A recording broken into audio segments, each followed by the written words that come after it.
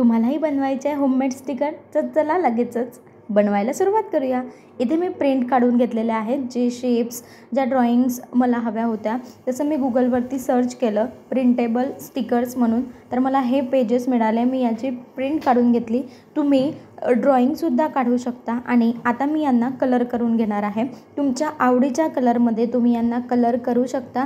इथे बघू शकता तुम्ही की मी जसं बनाना आहे, आईस्क्रीम आहे, वॉटरमेलन आहे, डोनट आहे, लॉलीपॉप आहे, चोकोबार आहे, तर वेगवेगळ्या कलरमध्ये आपल्याला या सगळ्या गोष्टी कलर करून घ्यायच्या आहे। इथे ही एक प्रिंटआउट आहे, त्याच्यानंतर एक प्रिंटआउट मी काढून घेतलेली होती फ्लावर्सवाली, कारण ग्रीटिंग कार्ड बनवताना, कोणताही प्रोजेक्ट बनवताना विद्यार्थी मित्रांनो तुम्हाला अशा स्टिकरची गरज नक्कीच पडत असेल। तर का आपण स्वतःच हे स्टिकर्स बनवू नये? तर ह्या व्हिडिओ बघितल्यानंतर तुम्ही स्वतःसाठी कधीच स्टिकर खरेदी करण्यासाठी दुकानात जाणार नाही, तुम्ही स्वतःच्या हातानेच स्टिकर बनवाल। तर बघूया पुढची प्रोसेस।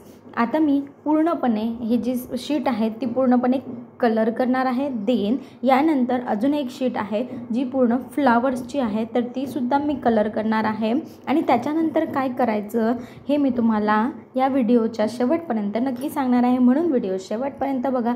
नवीन असाल तर चॅनलला लाईक, सबस्क्राईब करा, शेअर करा आणि व्हिडिओ आवडला तर लाईक नक्की करा। तर बघूया पुढे। बघा अशा वेगवेगळ्या कलरमध्ये जे कलर माझ्याजवळ आहेत, जसं ब्रश पेन असतील, क्रेयॉन्स असतील, तर तुमच्या आवडीनुसार तुम्ही या स्टिकर्समध्ये कलर भरू शकता। याच्यामध्ये कोणतंही बंधन नसतं। तुम्हाला जे कलर आवडतात त्या कलरने तुम्ही जे स्टिकर्स असतात ते बनवू शकतात। तर पुढची जी शीट आहे ती मी घेणार आहे फ्लावर्स शीट।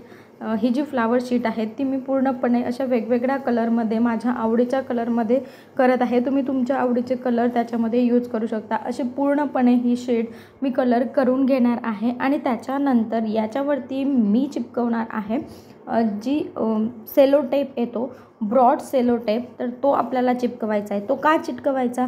तर आपले जे स्टिकर आहेत ते वॉटरप्रूफ व्हायला हवे, म्हणून आपल्याला तो सेलो टेप वरतून चिटकवावा लागतो।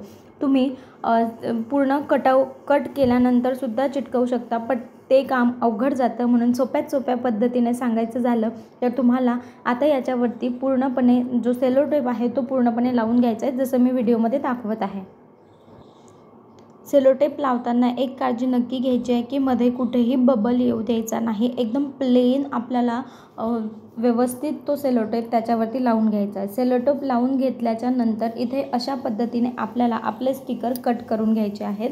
बघा तुम्ही बघू शकता की किती छान स्टिकर बनलेले आहेत। तर असे स्टिकर बनवून तुम्ही तुमच्या प्रोजेक्टमध्ये तुम्ही जे हँडमेड ग्रीटिंग कार्ड बनवणार तर त्याच्यामध्ये तुम्ही वापरू शकता, किंवा तुमची स्वतःची एक स्टिकर बुकसुद्धा बनवू शकता। याच्यामागे फक्त तुम्हाला एक डबल टेप लावायचा आहे किंवा फेविकॉल लावून ते चिटकवायचं आहे। पुन्हा भेटूया नवीन व्हिडिओमध्ये।